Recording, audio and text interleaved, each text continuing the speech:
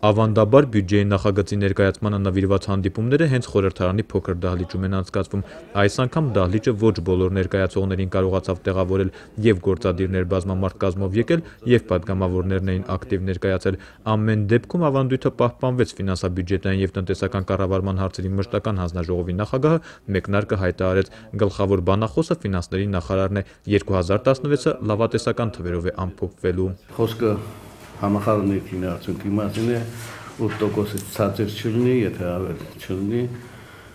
Արդյունաբերական արտադրանքը եւ կապիտալ շինարարության ծավալը 4%-ով կաճեն նախորդ տարվա համար, իսկ գյուղատնտեսության արտադրանքը ընդհանուր առմամբ ծավալը կավելանա 10%-ով։ Այս ցուցանիշները լավատեսության հիմք են տալիս նաև 2017-ի համար համախառն ներքին արդյունքը գալիք տարվա համար 254 միլիարդ 200 միլիոն դրամ է նախատեսվում 2016-ի համեմատ 8% աճով։ Բյուջե 2017-ը կազմել են այդ տրամաբանությամբ։ Համախմբված բյուջե եկամուտները 89 միլիարդ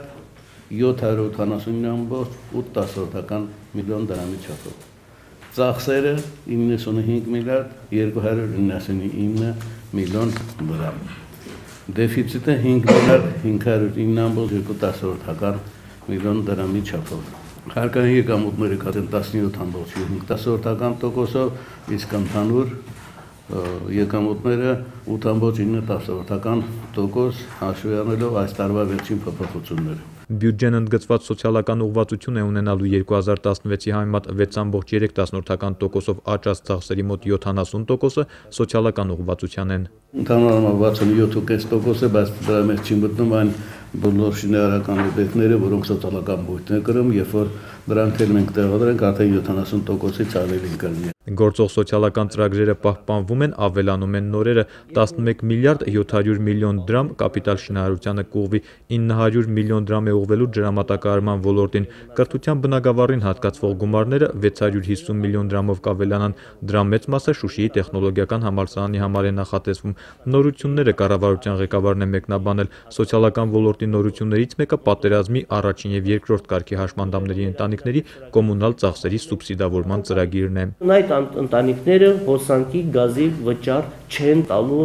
տարին 12 ամիս։ Ծրագրի կարգը դեռ մանրամասն մշակվելու է, առայժմ հստակն այն է, որ սուբսիդավորումը լինելու է որոշակի լիմիտով եւ ընտանիքի անդամների թվի հաշվարկով։ Ավելի ուշ սուբսիդավորվող ծառայությունների ցանկն էլ կընդլայնվի։ 2 միլիարդ 870 միլիոն դրամ համայնքների դոտացիայի համար է նախատեսվում։ Մոտ 90 միլիոն դրամով աճը 2016-ին բազմաթիվ համայնքների տրամադրված մեքենաների սպասարկումը ապահովելու համար է։ Ծրագիրը շարունակվելու է։ Գյուղերում մեր ամենամեծ ծրագրերից մեկը համարում ենք մանավանդ Քաշաթաղի շրջանի եւ հեռավոր ծայրամասային գյուղերում այդ նման մեքենաների տրամադրումը։ Գյուղատնտեսության ոլորտում հատկացումների աճը նոր ծրագրերի մեկնարկով է հիմնավորվում, ծրագրերի հիմքում էլ անհրաժեշտությունն է։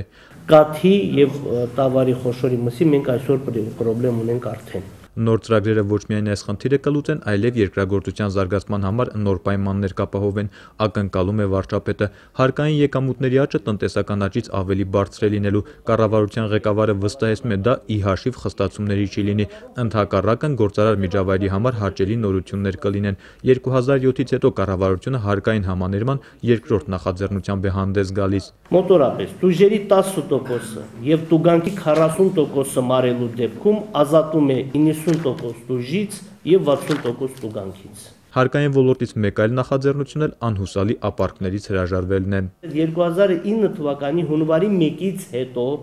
փաստացի գործունեություն չիրականացնող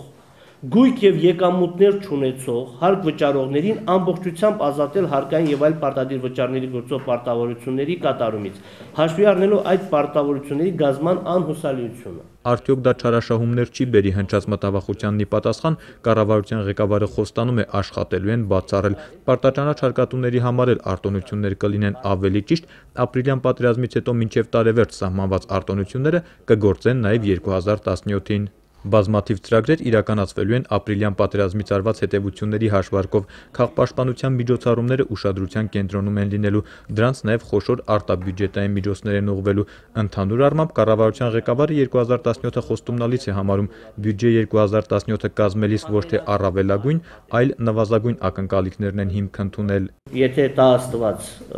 պղնձի գների սահմանը լինի այնպեսին, ինչպեսին այսօր կա, մեր մուտքերը մոտ 5%, 7% ավելին է լինելու, քան պլանավորվածը, բայց մենք վերցրել ենք այն պեսիմիստական տարբերակը։ Բյուջե 2017-ի ոլորտային մանրամասները հանձնաժողովային քննարկումներում են լինելու։ Նորայր Հովսեփյան, Մերուժան Մարտիրոսյան, օր։